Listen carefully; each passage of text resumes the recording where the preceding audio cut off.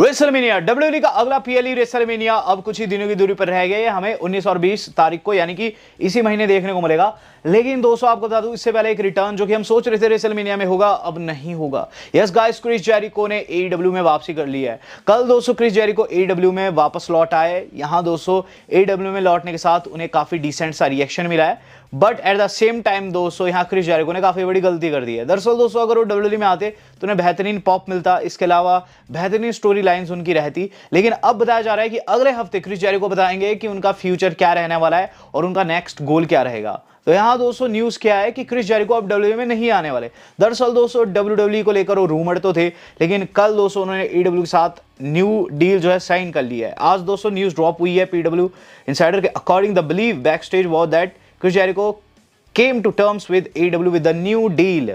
तो गाइज अब हम लोगों को क्रिस जेरिको डब्ल्यूडब्ल्यूई के अंदर नहीं देखने को मिलेंगे, शायद से 1-2 साल के लिए फिर से AEW के साथ बाउंड हो चुके हैं। लेकिन दोस्तों यहाँ सवाल ये उठता है कि ये चीज प्लान कैसे की गई। तो बताया जा रहा है कि शो से ठीक पहले Chris Jericho and Tony Khan के बीच में कुछ बातचीत हुई, जिसके बाद दोस्तों उन्हें वापस लाने का फैसला लिया गया है। यहाँ दोस्तों क्रिस जेरिको अब अगले हफ्ते बताएंगे कि उनका नेक्स्ट फोकस क्या है, बट यहाँ मेरे हिसाब से दोस्तों क्रिस जेरिको को डब्ल्यूडब्ल्यूई में आना चाहिए था। चलिए जो हुआ सो हुआ। रेसलमेनिया के अंदर दोस्तों मल्टीपल रिटर्न्स और गाइस सरप्राइजेस आप लोगों को देखने को मिलेंगे, और एक सरप्राइज हमने कल डिस्कस किया था। जॉन सीना आने वाले हैं as a host of WrestleMania. John Cena के साथ दोस्तों अपनी 21st रेसलमेनिया अपीयरेंस जो है कंफर्म कर रहे हैं। हालांकि दोस्तों आपको बता दूं ये चीज भी आपादापी में हुई है। इससे पहले डब्ल्यूडब्ल्यूई का कोई भी प्लान नहीं था कि जॉन सीना को रेसलमेनिया में लाया जाए। न्यूज आ रही है दोस्तों कि हाल फिलहाल में ही ये चीज कंफर्म हुई। डब्ल्यू वालों ने दोस्तों टिकट सेल के चलते दोस्तों जॉन सीना को वापस लाना सही समझा। इवन जॉन सीना की एक और अपीयरेंस कंफर्म हुई है। तो John Cena will be the guest on 6 feet under podcast with Undertaker 18 अप्रैल को दोस्तों होने वाला है, जहां दोस्तों अंडरटेकर के पॉडकास्ट में वो आएंगे। हाँ दोस्तों कहीं ना कहीं अंडरटेकर उनसे कुछ एक सवाल पूछ सकते हैं कि आगे जाकर क्या AEW में जा सकते हैं या फिर कुछ और। लेकिन मैं जानता हूँ जॉन सीना हमेशा से डब्ल्यूडब्ल्यूई के लॉयल रहे हैं और ऐसे भी वो कभी भी डब्ल्यूडब्ल्यूई का साथ नहीं छोड़ने वाले हैं। बात कर ली जाए दोस्तों शख्स की जो कि काफ़ी टाइम से डब्ल्यूडब्ल्यूई का लॉयल है, उसका भी इंटरव्यू हुआ है। ड्रू मैकिंटायर ने दोस्तों एक बड़ा पाइप बम गिरा दिया है। तो मैकिंटायर को बहुत से लोग पसंद करते हैं एज ए बेबी फेस, बहुत से लोगों को हील अच्छे लगते हैं, मुझे हील ज़्यादा अच्छे लगते हैं। लेकिन ड्रू मैकिंटायर ने दोस्तों कंफर्म कर दिया कि जल्द वो बेबी फेस बनेंगे। McIntyre believes a big baby face run is going to occur down the road. तो क्रिस वैन के दोस्तों इंटरव्यू में पॉडकास्ट में आए थे और वहाँ दोस्तों क्या कहते हैं कि जल्द बेबी फेस में कन्वर्ट होंगे। अभी मैं देखूँ तो गाइस अभी तो बिल्कुल भी चांस नहीं है। जेकब फाटू ऑलरेडी बेबी फेस है और वो उनके दुश्मन है। तो यहाँ दोस्तों ड्रू मैकिंटायर आप लोगों को हो सकता है समर स्लैम के बाद बेबी फेस में कन्वर्ट होते हुए नजर आए। बात कर ली जाए उस शख्स की जो कि गाइस रहा तो बेबी फेस डब्ल्यूडब्ल्यूई के अंदर, लेकिन उसे ट्रीटमेंट हील जैसा मिला। तो गोल्डबर्ग कहते हैं कि उनके साथ काफ़ी ज़्यादती हुई है। गोल्डबर्ग का दोस्तों लास्ट ईयर आपने देखा रिटायरमेंट था, लेकिन गाइस वहाँ गंथर ने उन्हें हराने के बाद वहाँ से जाना सही समझा और गोल्डबर्ग ने वहाँ स्पीच दोस्तों उनकी दी, तो वो उनकी बेकार चली गई। बेकार क्यों गई थी आपको याद होगा, उस समय जो इनकी स्पीच थी गोल्डबर्ग की वो बीच में से कट जाती है, वो ब्रॉडकास्ट खत्म हो जाता है और गाइज लिख के आ जाता है कि थैंक्स फॉर वॉचिंग। तो गोल्डबर्ग कहते हैं डब्ल्यू वालों ने जानबूझ के किया, it just shows what disrespect they have for me. तो हमेशा से दोस्तों एक कंस्पिरेसी रही है डब्ल्यूडब्ल्यूई की WCW के फाइटर्स के खिलाफ में। मैंने इसे खुद से फील किया है क्योंकि WCW से जो रेसलर्स आए थे डब्ल्यूडब्ल्यूई के अंदर उन्हें एंड ऑफ द डे बहुत गंदा ट्रीटमेंट मिला। स्टिंग, बुकर टी, इन सभी को स्क्रू किया गया है और गोल्डबर्ग कहते हैं कि मुझे भी जानबूझ के डब्ल्यू वालों ने स्क्रू किया और ये बताता है कि कितना डिसरिस्पेक्ट वो मेरे लिए रखते थे। मुझे स्पीच पूरी करनी चाहिए थी। तो मैं गोल्डबर्ग की बातों से सहमत हूँ। बात करूँगा इससे अगली न्यूज़ की। तो इससे अगली न्यूज़ जो आज की मेरी जुड़ी हुई है वो जुड़े दोस्तों गंथर वर्सेस सैथ रॉलिंस से। तो ये मैच ऑफिशियल हो चुका है। इस पर ट्रिपल एच ने भी कमेंट किया था, मैंने आपको बताया था। लेकिन गाइस न्यूज़ क्या आ रही है कि ये कोई अनोनिमस क्रिएटिव डिसीजन नहीं है। दरअसल रॉलिंस जो है उनका बताया जा रहा है कि विजन के साथ जो स्टोरी लाइन था डब्ल्यू वालों को रैप अप करना था, क्योंकि ये अच्छा नहीं जा रहा था। ब्रेक करके इंजर्ड होने के बाद दोस्तों स्टोरी लाइन में दम नहीं रह गया था। इसके अलावा गंथर को भी बहुत से लोग चाहते थे कि रेसलमेनिया का पार्ट हो, इसीलिए दोस्तों मिला जुला डिसीजन लिया गया है, जहां गंथर नेक्स्ट वीक बताने वाले, अपकमिंग वीक में बताने वाले क्यों उन्होंने सैथ रॉलिंस पर अटैक किया है बीती रॉ में। तो गाइस ये काफ़ी तगड़ा मैच जाएगा। बात कर ली जाए दोस्तों इससे अगली न्यूज़ की। तो इससे अगली न्यूज़ जो आज के मैच जुड़ी है वो जुड़े दोस्तों अमेरिकन नाइटमेयर कोडी रोड्स से। तो कोडी रोड्स ने दोस्तों कुछ ऐसी बात कर दी है जिससे अब लोग उन्हें गे कहने लगे हैं। तो कोडी रोड्स क्या कहते हैं? कोडी रोड्स कहते हैं कि उन्हें अपना पिछवाड़ा दिखाना पसंद है। तो यहाँ कोडी रोड्स कहते हैं कि उन्होंने नोटिस किया कि रिया रिप्ली की जैसे बहुत से लोग उनका पिछू देखने आते हैं और इस चीज़ को लेकर दोस्तों काफ़ी कंसर्न थे और उन्होंने अब अपने सूट टाइट करने शुरू कर दिए हैं। तो कोडी रोड्स दोस्तों एक शादीशुदा व्यक्ति होते हुए भी दोस्तों यहाँ ऐसे कर्मकांड कर रहे हैं। बहुत सी लड़कियां मैं मानता हूँ WWE देखती है, लेकिन ज़्यादातर पुरुष ही देखते हैं और कोडी के ऐसे कर्म कहीं ना कहीं सवाल निशान पैदा करते हैं। वेल जो भी है, यहाँ कोडी ने काफ़ी कंट्रोवर्शियल कमेंट किया है। बात करी जाए एक ऐसी कंट्रोवर्सी की जो कि हाल फिलहाल में पैदा हो रही है जिससे ब्रॉक लेसनर को खासा नुकसान हो सकता है। तो गाइस जेनल ग्रांट वापस लौट आई है। तो जेनल ग्रांट आप जानते हैं कौन है और ब्रॉक विंस के साथ इनका पास्ट में सीन रहा है और ऐसे में दोस्तों उन्होंने कुछ एक आरोप लगाए थे। विंस के केस में बहुत से आरोप सत्य साबित होते हुए नजर भी आए हैं, लेकिन लेसनर के केस में दोस्तों जेनल ग्रांट कहती है कि लेसनर उन्हें कुछ अतरंगी तस्वीरें भी भेजा था। और ये काफ़ी शॉकिंग चीज़ इसलिए है दोस्तों मेरे लिए कि रेसलमेनिया सीजन में ये आई है जेनल ग्रांट। इससे पहले गायब हो गई थी कुछ एक महीनों के लिए और अब जानबूझ के रेसलमेनिया सीजन में आ रही है क्योंकि लोग कह रहे हैं कि ब्रॉक लेसनर को जीतना चाहिए। तो यहाँ दोस्तों अब मुझे ऐसा लग रहा है कि अब तो ओबा फेमी ही जीतेंगे। ऑड्स में भी वो कल बढ़िया कर रहे थे, हमने डिस्कस किया था।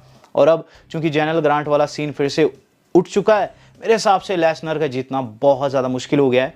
और यहाँ फिर से दोस्तों एक कंट्रोवर्सी हो गई है और उन्होंने खुद से कहा है कि कुछ अतरंगी तस्वीर खुद की उन्होंने जेनल ग्रांट को भेजी थी और यहाँ फिर से आरोप दोस्तों हो चुके हैं लेसनर के ऊपर। देखते हैं क्या कुछ रहता है।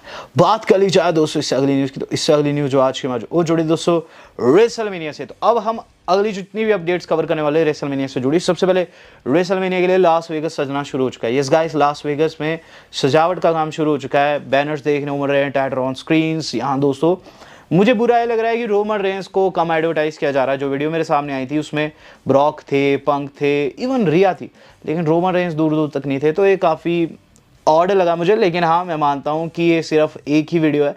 दूसरे वीडियोस में जो रोमन है हमारे वो भी अपेयर होते हुए नजर आएंगे। लास वेगस में दोस्तों होने वाली है इस बारी की रेसलमेनिया। और गाइज इससे अगली न्यूज़ जुड़ी है उन स्टार से जो कि इस बारी की रेसलमेनिया में उतरने वाले हैं, लेकिन एक ऐसे मैच में जो कि किसी ने नहीं सोचा था। मैं बात कर रहा हूँ दोस्तों Austin theory and Logan Paul की। ऑस्टिन थ्योरी ने यहाँ ट्वीट किया, वो लिखते हैं एग्जीक्यूटिव डिवीजन, जिसके नीचे उन्होंने अपनी जो फोटोज़ है as a world tag champ वो दोस्तों शेयर किया है। तो इनका मैच क्या होने वाला है वो मैं आपको आगे बताऊंगा। दरअसल दोस्तों बीती शाम दोस्तों देर शाम कुछ ऐसा हुआ है जो कि काफ़ी हास्यास्पद है। दरअसल आइशो स्पीड लाइव स्ट्रीम कर रहे थे जब दोस्तों उनके ऊपर एलए नाइट ने हमला कर दिया। एलए नाइट आकर सबसे पहले तो उन्हें चौंका देते हैं। आइशो स्पीड कहते हैं तुझे मेरे घर का कैसे पता चला, जिस पर एलए नाइट फिर वहाँ बैठ जाते हैं। फिर कहते हैं कि बेटा जो कुछ तूने किया रॉ में काफ़ी गलत था। जिस पर आइशो स्पीड कहते हैं मालिक माफ़ कर दो, गलती होगी, गलती से मुक्का लग गया था। जिसके बाद दोस्तों एलए नाइट कहते हैं ठीक है बट रिसीट तो देनी होगी। जिसके बाद वो उन्हें पकड़ते हैं और दोस्तों उन्हीं के सेटअप के ऊपर उन्हें फेंक देते हैं। और गाइस ये काफ़ी फ़नी वीडियो जा रही है और मैं देख रहा हूँ इस पर लाखों में करोड़ों में व्यूज़ आ रहे हैं।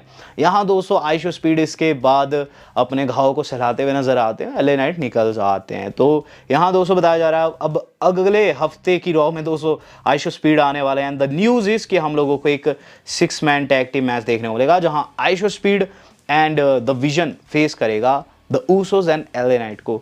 और गाइस ये बैक फॉर बिजनेस है क्योंकि आइशो स्पीड WWE को बहुत ही ज़्यादा फायदा करवा रहे हैं। उनकी हर एक वीडियो वायरल जो आ रही है, देखते हैं क्या कुछ रहता है। बात कर ली जाए दोस्तों इससे अगली न्यूज़ की, तो इससे अगली न्यूज़ जो आज की हमारी जोड़ी है वो जोड़ी है दोस्तों एक ऐसे शख्स से जो कि दोस्तों सभी को अप्रैल फूल डे विश किया है। उसका भी दोस्तों आप लोगों को मैच सच देखने को मिल सकता है। तो डैन ह्यूस्टन दोस्तों हो सकते हैं रेसलमेनिया में एक मैच लड़ते हुए नजर आए। डैन ह्यूस्टन का दोस्तों अभी तक हमने कोई भी मैच नहीं देखा है। इवन दोस्तों ये हर एक रॉ हर एक स्मैकडाउन का पार्ट हो रहे हैं। बीती शाम दोस्तों जो अप्रैल डे था, अप्रैल फूल डे, वो मनाया गया यूएसए में क्योंकि टाइम का काफ़ी बड़ा अंतर है। तो कल दोस्तों वहाँ मनाया गया और डैन ह्यूस्टन ने बहुत सारे ट्वीट्स किए जिसके अंदर दोस्तों वो डोमिनिक मिस्टीरियो, ग्रेसन वॉलर सभी को ऐसे कहते हुए नजर आते हैं कि तुम पर लगा शराब चला गया। फिर नीचे हंसते हुए लिखते हैं अप्रैल फूल बनाया, सभी को मज़ा। ये सब दोस्तों कर रहे थे, लेकिन डैन ह्यूस्टन का मुझे पता नहीं क्यों ऐसी वाइब आ रही है कि जल्द हम लोगों को ये मैच देखने को मिल सकता है द मिज के साथ में, क्योंकि दोस्तों इनके मैच को बहुत अच्छे से स्मैकडाउन में बिल्ड भी किया जा रहा है। अब देखते हैं क्या कुछ रहता है।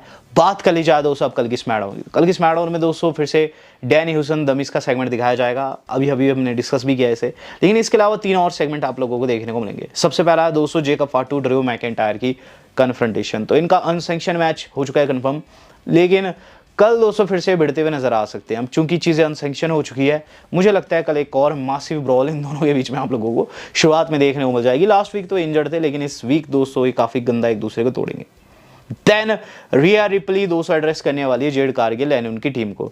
जेड की जो टीम है नई नवेली बनी हुई है जो मिशन के साथ में, तो गाइज ये काफ़ी डोमिनेट कर रही है रिया को। तो रिया दोस्तों यहाँ इन्हें वीडियो का ग्रुप कहते हुए नज़र आ सकती है, खुद को शेर बता सकती है, लेकिन मुझे ऐसी वाइब आ रही है कि इस हफ्ते रिया रिप्ली चेयर के सहारे इनके ग्रुप को डिस्ट्रॉय कर सकती है। मुझे नहीं लगता कि ये ग्रुप जो है ये सर्वाइव करने वाला है रेसलमेनिया तक। मुझे ऐसा लगता है इन दोनों को यानी कि बी फैब एंड मिशन को रिया रिप्ली कल इतना तोड़ेगी कि ये मेनिया तक पहुंचेगी ही नहीं। इसके बाद दोस्तों हम लोगों को देखने को मिलेगा main event of the evening. Randy Orton reveal करेंगे कि कौन है उनका मिस्ट्री पार्टनर। तो बीते 3 हफ्ते से फ़ोन पर किसी शख्स से बात कर रहे हैं। इवन दोस्तों एक वीडियो जो कि कल पोस्ट की गई थी, मैंने आपको बताया था कि रैंडी कह रहे हैं कि सेल लुइस जहाँ स्मैकडाउन होने वाली अगली, वहाँ ये शख्स आने वाला है। या तो डब्ल्यू वाले इसे रेसलमेनिया तक होल्ड करेंगे, या फिर दोस्तों जैसे रैंडी ने बात की है कि सी यू एट सेंट लुइस। तो मुझे ऐसी वाइब आ रही है कि एंड में ये देखने को मिल सकता है कि कोडी जो है वो तैश में है, रैंडी को कॉल्ड आउट करे, रैंडी और कोडी के बीच में फेस ऑफ हो रहा हो और इस शख्स पीछे से हमला कर दे, जो कि कोई और नहीं अपना केविन ओवंस निकले। केविन ओवंस का दोस्तों पास्ट रहा है कोडी के साथ में, ध्यान देने वाली चीज़ है। और वो भी कुछ रैंडी को ऐसा ही कहते थे कि तुझे इस पर विश्वास नहीं करना है। तो मुझे ऐसी वाइब आ रही है कि केविन ओवंस हो सकते हैं या फिर ऑर्टन के खुद के फादर हो सकते हैं जो कि एक रेसलर रहे हैं। तो बहुत ज़्यादा मज़ा आने वाला दोस्तों कल की स्मैकडाउन के अंदर, देखेंगे कौन है ये शख्स। बात करी जाए उस मज़े की जो कि मैं आपको अब देने वाला हूँ। तो गाइज ये जो रेसलमेनिया है ना, इसके अंदर कुछ ऐसा हो सकता है जो कि ऑड्स को बिल्कुल गलत साबित कर सकता है। तो कल हमने ऑड्स डिस्कस किए थे जिसमें मैंने आपको बताया लिव मॉर्गन, रोमन रेंज जैसे सुपरस्टार जो है बैटिंग ऑड्स में बढ़िया कर रहे हैं और बताया जा रहा है कि न्यू चैंप बनते हुए नजर आएंगे। बट गाइस कुछ ऐसा हो सकता है जिससे दोस्तों इसका आउटकम डिफरेंट नजर आए। दरअसल दोस्तों न्यूज़ क्या है, न्यूज़ ये है कि द रॉक जो है रेसलमेनिया में सभी को सरप्राइज कर सकते हैं। इस बारी की रेसलमेनिया के कार्ड में दोस्तों ज़्यादा लेजेंड्स नहीं है। रही बात रॉक की, तो बताया जा रहा है कि रॉक का अगले साल मैच माना जा रहा है रोमन के साथ में, क्योंकि अगले साल की जो मेनिया है वो सऊदी से लाइव रहेगी, सऊदी के क्राउड को ये मैच देखना है। तो ऐसे में इसका आधार डल सकता है इस तरीके से कि जहां मैच के एंड में रोमन रेंज स्पीयर को जा रहे हो, अचानक से रॉक का थीम सॉन्ग प्ले हो, रोमन चेहरे पर मुस्कुराहट लाए, एकाएक दोस्तों रॉक उन पर टर्न कर जाए और लगा दे एक तगड़े वाला रॉक बॉटम 1, 2 और 3। सीएम पंक ने वर्ल्ड हेवीवेट चैंपियनशिप रिटेन कर लिया, जिसके तहत अगले साल का मैच भी इनका यहां से बिल्ड होते हुए नजर आएगा। इसके पीछे दोस्तों 2 बड़े रीजन है। पहले तो आपको बता दूं कि ये मैच पॉसिबल नहीं था क्योंकि रॉक एंड पंक के बीच में रिलेशन अच्छा नहीं था। रोमन रॉक बहुत अच्छे भाई है ऑब्वियसली, बट अभी से लगभग कुछ ही दिन पहले रॉक ने एक ट्वीट किया है, मार्च में दोस्तों ने ट्वीट किया है जिसमें वो लिखते हैं कि बीते कुछ समय में मेरा और पंक का रिलेशन बहुत ज़्यादा अच्छा हो गया है, हम बडीज बन चुके हैं, हमारी बातचीत हो रही है। तो ये अपने आप में दोस्तों एक बहुत बड़ा स्पॉइलर हो सकता है इस बार ये मेनिया का। इसके अलावा दोस्तों बात करूँ OTC 1 की, तो OTC 1 दोस्तों जब से ऑड्स निकले तब से दोस्तों टॉप ही कर रहे हैं और सभी लोगों को पता है कि रोमन रेंज के जीतने के ज़्यादा चांसेस है। और जो ट्रिपल एच की एरा है, ट्रिपल एच की एरा में जब भी ऐसा कुछ होता है तो उसका बिल्कुल अपोजिट हो जाता है। अब देखते हैं क्या कुछ रहता है, लेकिन अगर पंक एंड रॉक ने मिलकर रोमन को हराया तो उस पर आपका क्या रिएक्शन होगा, do let me know. Video मेरी आज कितनी थी, वेल दोस्तों आज तक के लिए इतना ही, धन्यवाद, शुभ है।